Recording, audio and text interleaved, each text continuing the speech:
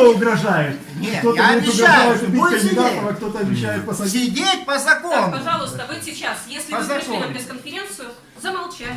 Хорошо. Все.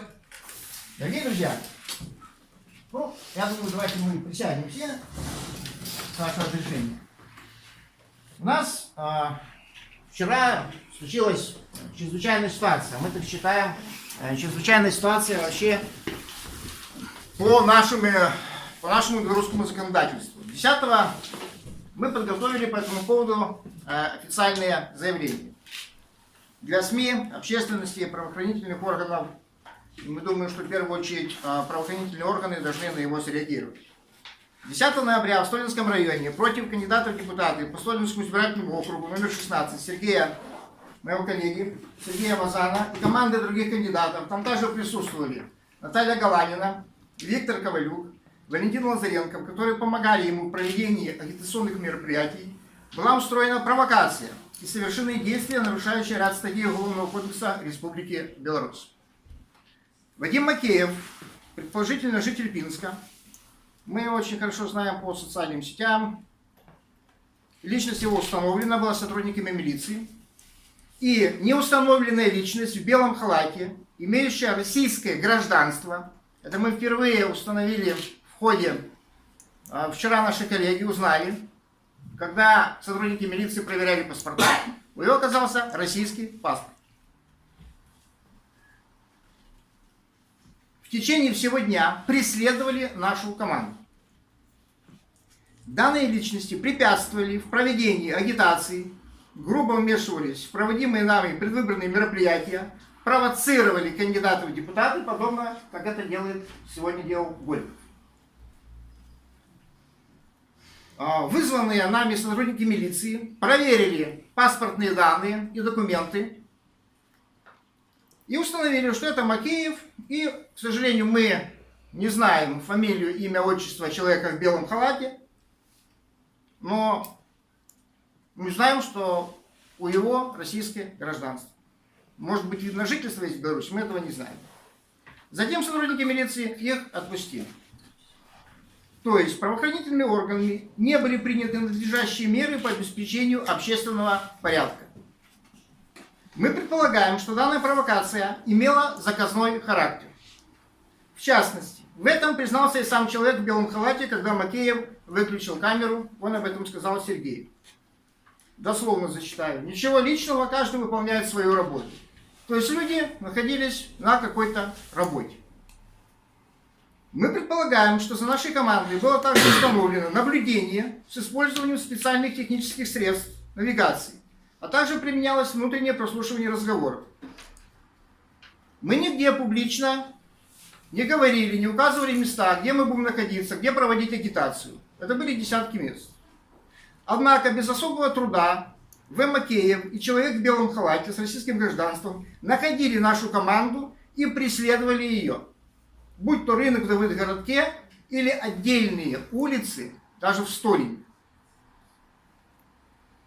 В данном случае мы усматриваем нарушение части 2 статьи 191 УК РБ воспрепятствование осуществлению гражданином Республики Беларусь права провести предвыборную агитацию, совершенно с применением насилия, угроз, обмана, подкупа или иным способом, совершенных группой лиц или по предварительному сговору.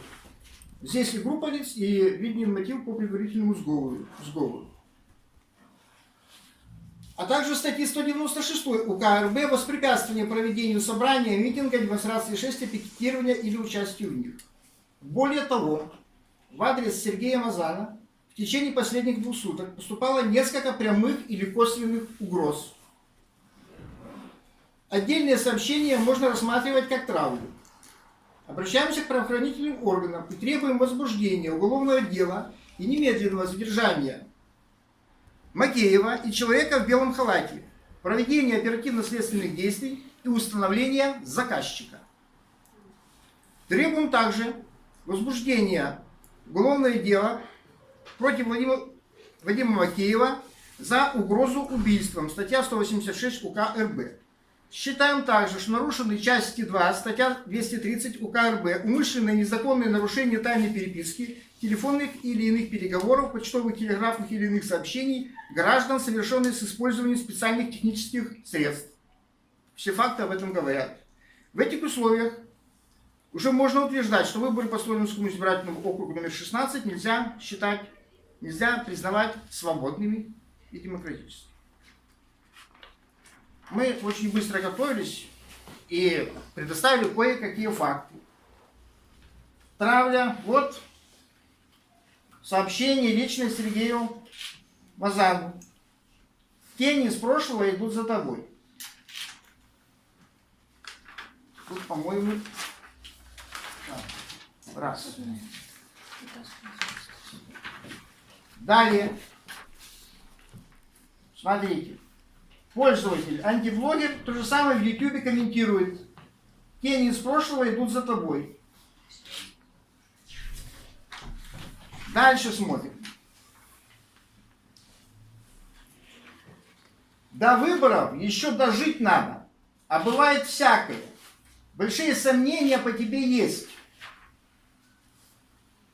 Старое приходит внезапно, и все. Это прямая угроза смерти.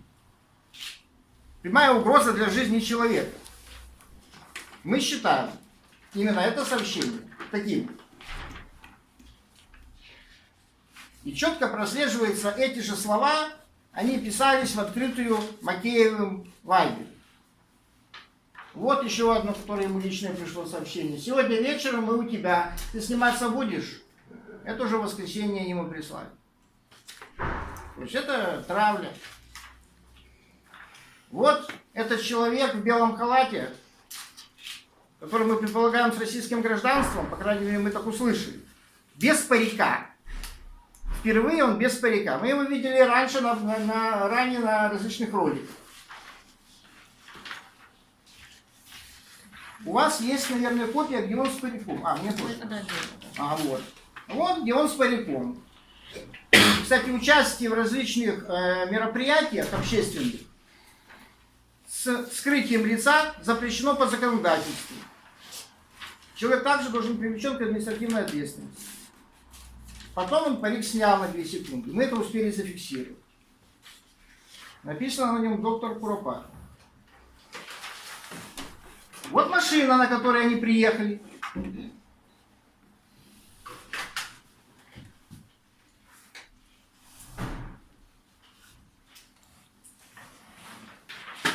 Вот Макеев, который провоцирует, как и сегодня Голиков, и срывает мероприятие, препятствует проведению агитации.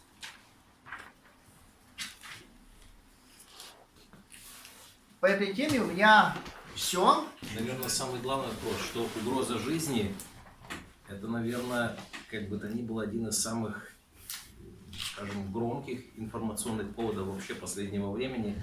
Вот в связи с этим, было ли уже какое-то соответствующее обращение в органы правопорядка? Известна ли уже какая-то их реакция? Приняли ли они заявление? И вообще что-то вам уже сказали по этому поводу? То есть, и раз человеку постоянно поступают такие угрозы, у нас есть отдел К, который над этим работает, мы знаем. И, в принципе, вполне, наверное, возможно вычислить человека, который инкриминирует эти угрозы, если тем более он находится на территории Республики Беларусь. Вот. И, может быть, какие ваши дальнейшие действия по этому поводу, раз действительно накануне парламентских выборов создалась такая достаточно сложная ситуация? Спасибо, очень правильный вопрос. Мы решили придать все факты гласности. И мы считаем, что гласность – это наша главная безопасность.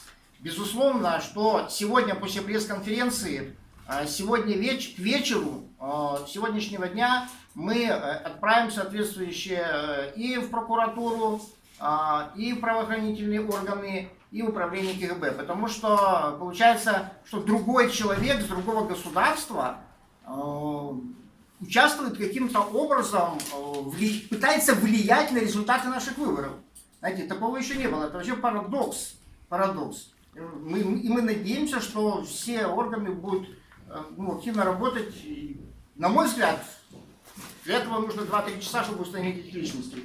А я сейчас, Сергей, может дальше рассказать, а вы пришли сотрудники милиции, с которыми мы сейчас пообщаемся.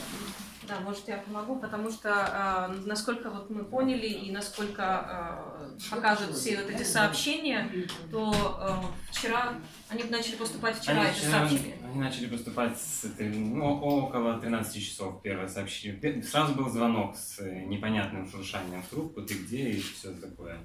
После того, как я сбросил, поступило сообщение в Viber, после того, как я заблокировал пользователя, сообщения начали поступать на личный телефон и в YouTube в виде комментариев. Ну, вы их видели. Вот, и в принципе сейчас мы собрали просто их. Да. Ну и были еще сегодня звонки были утром, но, к сожалению, телефон был отключен. Я на них не отвечал, номера неизвестные. И, естественно, что мы это воспринимаем и как угрозу личную, и как травлю, потому что таким вот образом делаются и мошенники, все травят просто простых людей. А здесь человек, который баллотируется, то есть Сергей Мазан, кандидат по Столинскому округу. Они выехали позавчера, встречались с избирателями, вчера встречались с избирателями на рынке. И дорога достаточно большая, длинная, и то есть была в принципе такая вот угроза, что они могут просто не доехать до Бреста. Потому что в машине ехало, получается, 4 кандидата. То есть кандидат Лазаренко Валентин Дмитриевич по Ивацевичскому и Березовскому району, кандидат Столинский, это Сергей Мазан, Наталья Галанина, кандидат по Кубринскому району, и Сергей Ковалюк, кандидат по Драгичинскому и Ивановскому району. То есть это, в принципе, прямая угроза, и мы планируем вот сегодня обратиться уже. Просто ситуация в том, когда мы начали разносить агитационный материал в городе Волыня, меня нашли в городе, на улице, эти двое, которые были на фотографиях, Макеев и человек в белом халате, нашли у домов. Как они сделали, остается загадкой только догадываться. Но первое, что они сказали, зачем я вызывал милицию в Давидгородке, неужели я думал, что их задержат. Что подводит меня к мысли, что это, как мы заявили, был условно.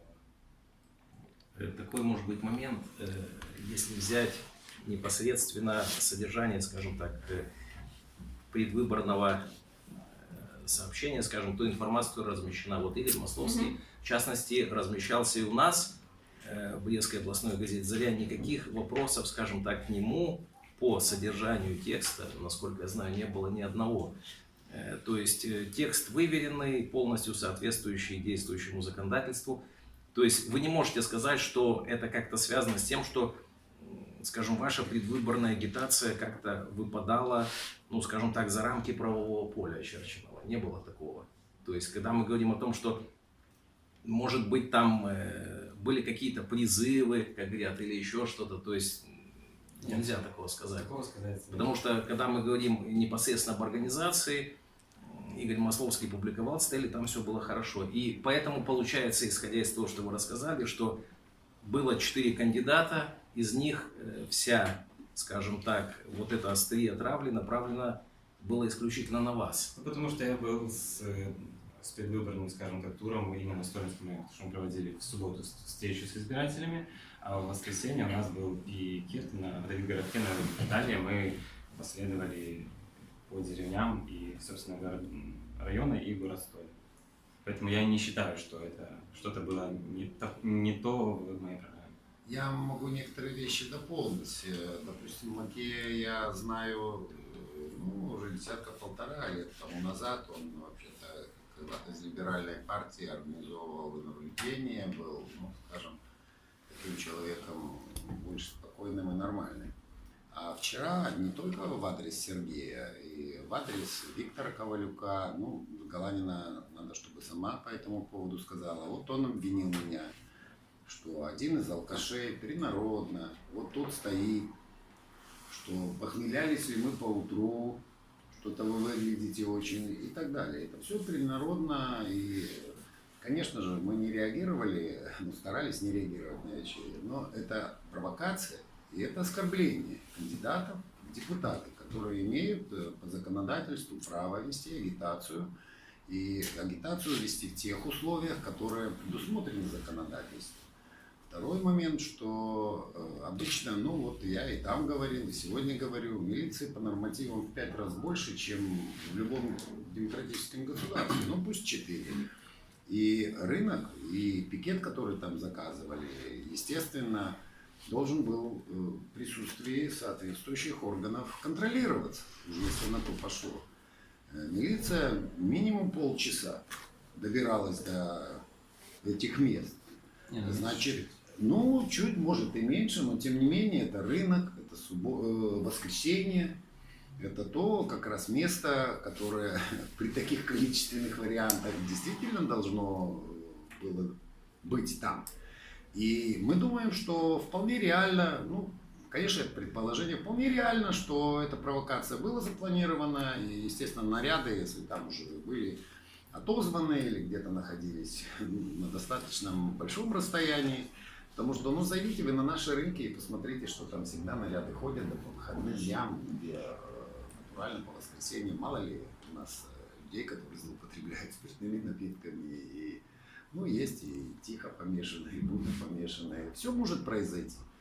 Ну, вот мы думаем, что вот это тоже добавляет вот эти, ну, неприятные моменты. Что касается вот высказывания в газетах, например. Ну, это про газеты мы еще не говорили. Да, Мы еще не говорили про газеты. Ну, может, Но дойдем, смотрите, вот вся эта вот ситуация, которая произошла на рынке в Давидгородке, да, то есть мы не планировали оттуда вести стрим, и вот когда начался вот этот вот противостояние, то Сергей сразу же включил стрим и начал выкладывать это все в сеть. Естественно, что вот эти двое граждан, они всячески мешали, противодействовали этой съемке, то есть старались заслонить непонятными какими-то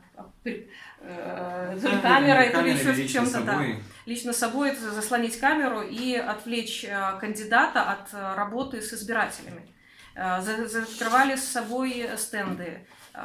И все это, вот, ну, все это было в прямом эфире. Ну и когда вот приехала милиция забрала просто у них паспорта, переписывать, наверное. А потом Сергея Мазана пригласили в машину, где вот где составили протокол. То есть протокол один есть о том, что вот происходило что-то. Да. Просто здесь ситуация какая, находясь в автомобиле, конечно, я не смогу это доказать, но когда позвонили, если не ошибаюсь, капитан был, да. Позвонили к капитану на телефон, когда мы сидели в автомобиле, динамик был очень громкий, я услышал вопрос: Саша, зачем ты? Саша или другое имя, не помню, забрал паспорта, ты хочешь скандала? Немедленно отдай паспорта. Судя по тому, что забрали паспорта только у тех двоих, то вопрос шел о них. Кто звонил, понятно, тоже можно догадываться. Наверное, еще самый главный вопрос остается. Мы знаем, что основной день голосования у нас 17 ноября, с 12 со вторника начинается досрочное голосование. Есть какой-то небольшой задел на, скажем так, финальную стадию предвыборной агитации, которую мы еще можем проводить, то есть в связи с тем, что произошло, с тем, что происходит, что вы планируете. То есть на ближайшее время это только ли уйти, скажем так, в выяснение отношений, все-таки того, что происходит с правоохранительными органами, или все-таки продолжать, ну, пользуясь делегированным законно правом, продолжать эту агитационную работу с населением? Здесь просто вопрос в том, мы же все прекрасно здесь понимаем, что задача у этих людей была та, чтобы я сделал то, что они мне предложили в сообщении, снял свою кандидатуру. Но пока у них этого не получилось и не получится. Вчера в Столине, в Давидгородке, но мы команда. И поэтому все решения, которые мы будем принимать всеми 9 кандидатами, которые у нас по Брестской области. И если хоть что-то будет происходить с одним из кандидатов, то есть какие-то вот такие неприятные вещи, то это будет оглашаться всеми кандидатами на всех предвыборных пикетах. Мы будем продолжать еще делать предвыборные мероприятия, работать с избирателями, как вживую, так и через социальные медиа. Поэтому мы продолжаем свою компанию. Еще такой интересный вопрос. 15 лет я должности в областной газете и прошел через множество, скажем, избирательных кампаний, всегда было интересно посмотреть. Вот что интересно, мы сегодня говорим о столичнине, насколько я понял, Да, то есть да. у нас главная тема разговора. Наверное, за 15 лет, если брать выборы всех уровней, то есть депутатов местного базового уровня, депутатов в Палату представителей Национального собрания, президентских выборов, как-то никогда у нас столичнина вроде бы не было на острие, скажем так, большого количества кандидатов. Мы всегда знали, что у нас по Бресту вот, действительно реально 4 избирательных округа, они меняют где-то свои границы. В каждом округе более 60 тысяч депутатов, и там реально приходится бороться, ну, хотя бы первоначальным данным, до 9 кандидатов на округ приходилось. На столичнине я знаю, что не так много, там 2, ну 3, то есть по логике вещей, вот обычного избирателя, там не должно быть, скажем, такой избирательной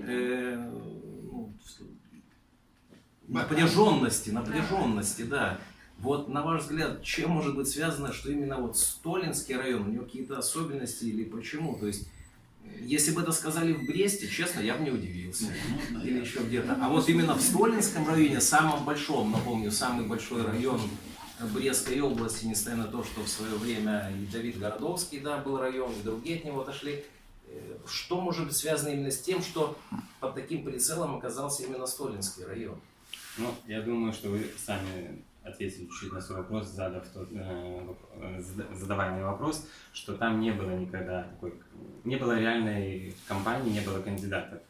Здесь есть кандидаты, которые что-то делают, кандидат из этого района, и поэтому я думаю, что властям это не совсем нравится, что там именно тот человек, который что-то делает, не просто статист, который представляли последние 15-20 лет, а реальный альтернативный оппозиционный кандидат.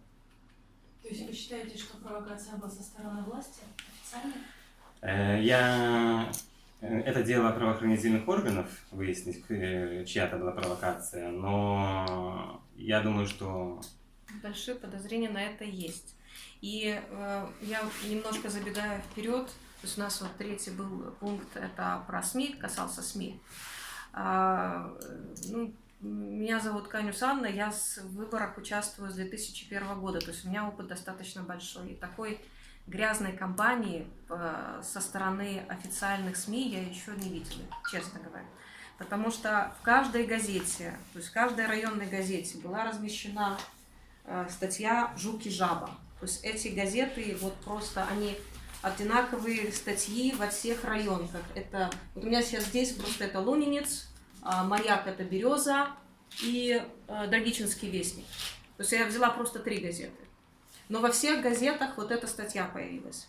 Плюс, кроме этой статьи, во всех газетах прошла статья «Парламентская вакханалия» или «Как во время выборов оппозиционные партии соревнуются между собой». И эта статья как в электронном виде, так и в печатном виде в некоторых была газет. Конечно, больше всего грязи было вылито именно вот в газете «Маяк».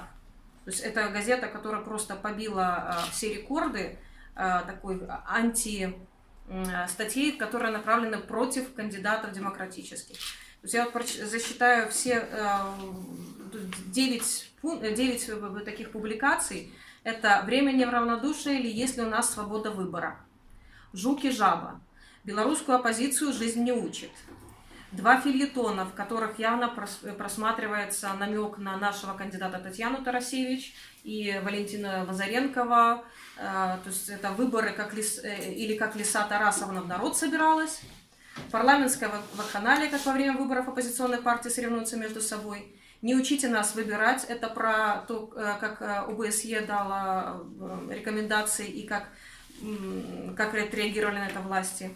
«Политика вместо экологии», тут про атомную электростанцию.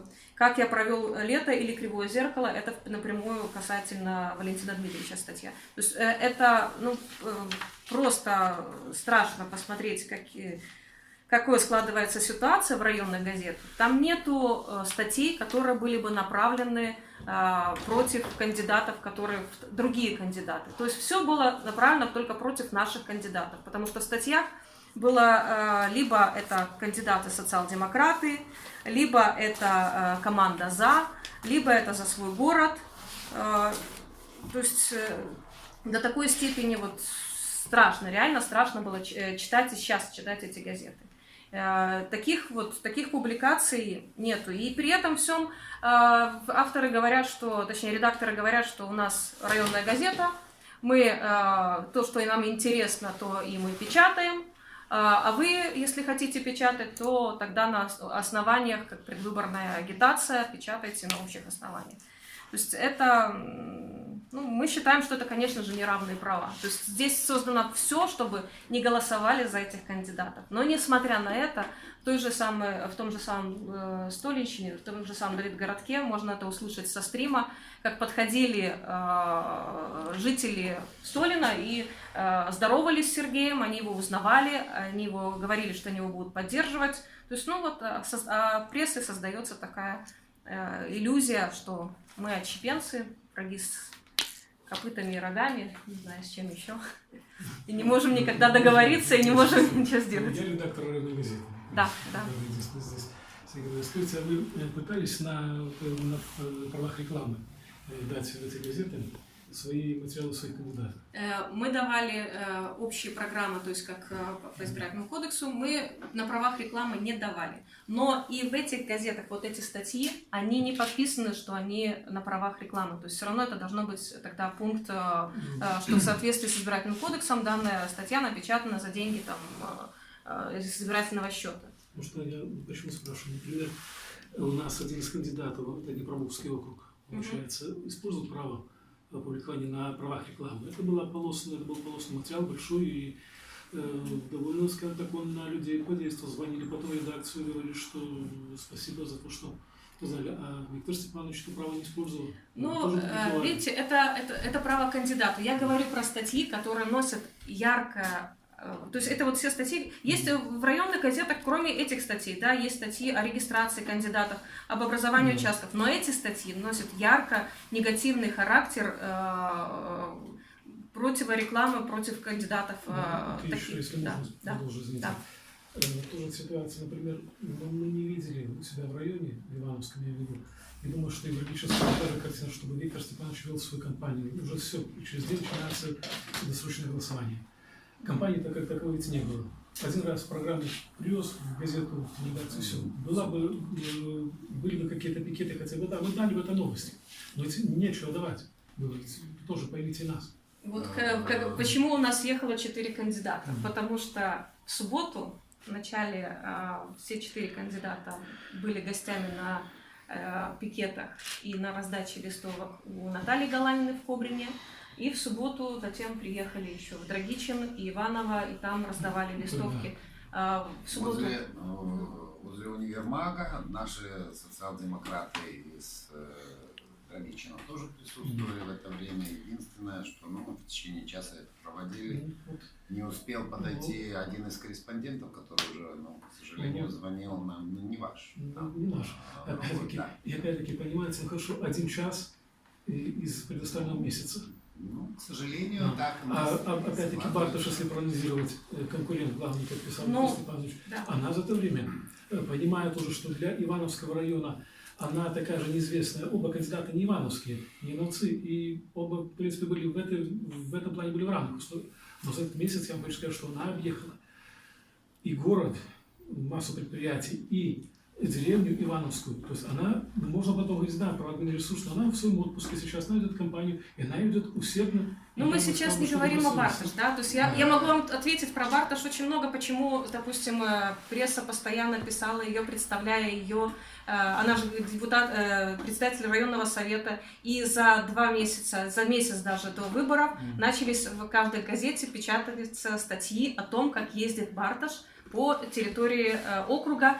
в виде, то есть она представляется как председатель районного совета. То есть мы сразу поняли, о чем идет речь. Мы сразу поняли, что человек готовится к избирательной кампании и использует свои служебное положение для этого. Тут вопрос... Это не запрещено да, было. да. Это не запрещено было, но это... Но вот здесь у нас стоит зацепка, вы не можете сказать, что мы не давали материалы, что они были, а мы их не печатали. Я говорю не про то, что вы не давали материалы, а о том, что вы давали тоже. У вас статья в Драгичинском вестнике тоже была напечатана «Жук и жаба». Это соседний район. Да?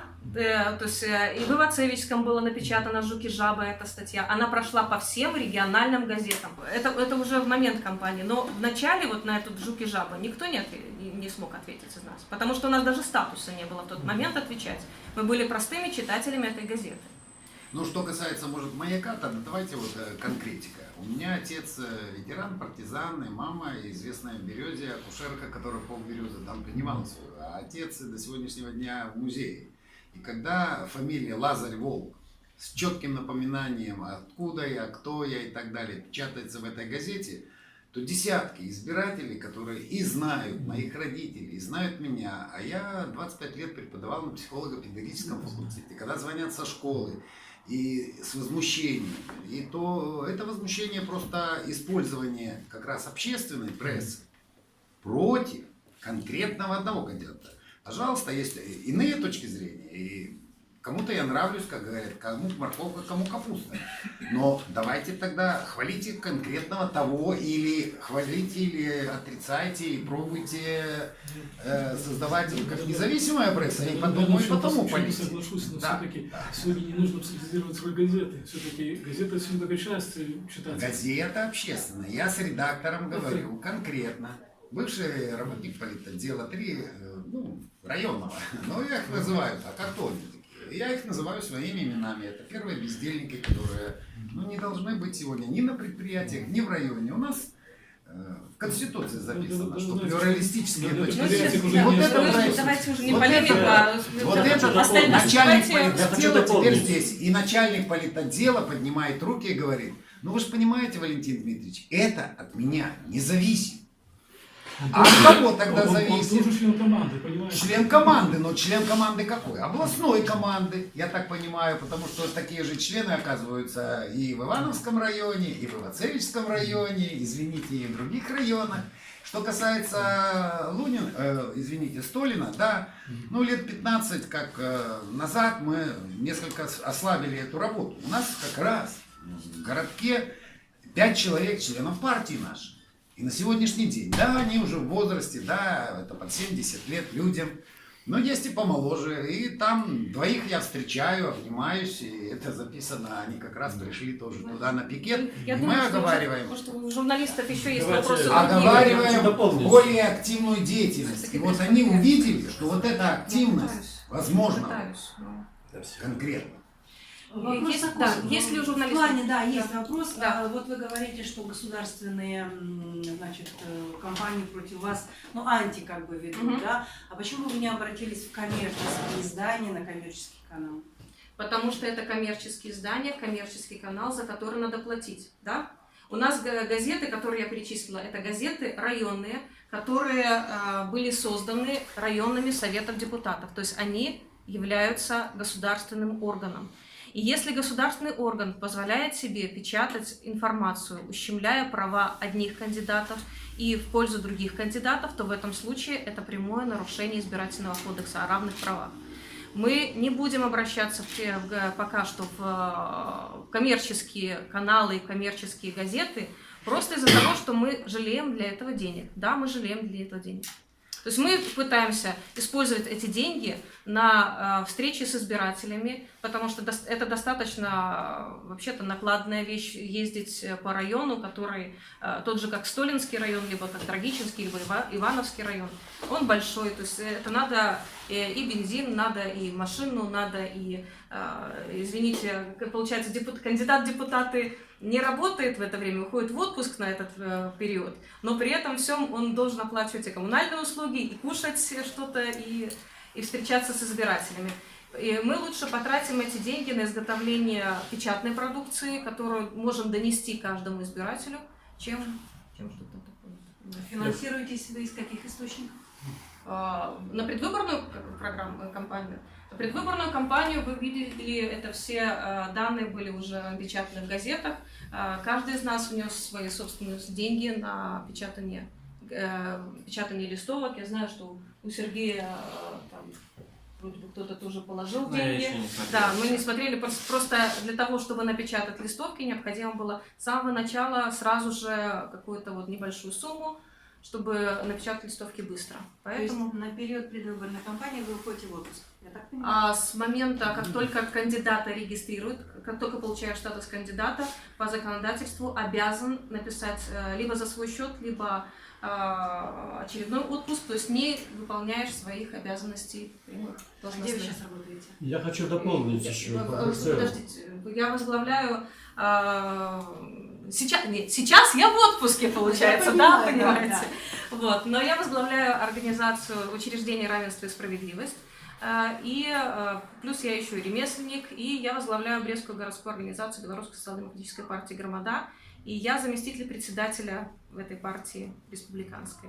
Вы как ремесленник что изготовляете? Но я думаю, что это сейчас не тема нашей Но это могло бы быть источником финансирования? Но это не тема сейчас нашего с вами тут вот нашей встречи. Я могу рассказать и показать, у меня уже все есть. Можете в Инстаграме найти мои изделия, можете даже заказать. Но сейчас, да, снять отдельный сюжет, буду за это благодарна, но сейчас мы оставляем все вот эти вот наши, всю нашу работу и все наши занятия на момент предвыборной кампании. И когда вот случается такой инцидент, который как случился с Сергеем Мазаном, который случился вообще со всей группой нашей, мы называем это агитпоездом, за которым мы здесь в Бресте переживали и очень как бы себя винили, что не смогли с ними вместе поехать и поддержать их, или хотя бы как-то принять другое решение. Поэтому вот мы и собрали эту пресс-конференцию с заявлением о том, что мы намерены делать, что мы не оставим наших кандидатов, кто бы это ни был. Будет это Виктор Ковалюк, либо это будет Наталья Галанина, либо Татьяна Тарасевич, либо Валентин Лазаренков, либо Сергей Мазан, либо Игорь Масловский. К сожалению, мы сейчас его оставим. Да. Но мы не оставим их в беде и не оставим их один на один вот с этими проблемами, и тем более с угрозами, которые сейчас сыпятся в адрес кандидата. Заявление уже написали? Мы говорили об этом утром, что в самом начале, что мы сейчас вот эту фактуру собираем, мы сейчас делаем открытое обращение и сразу же отправляем заявление.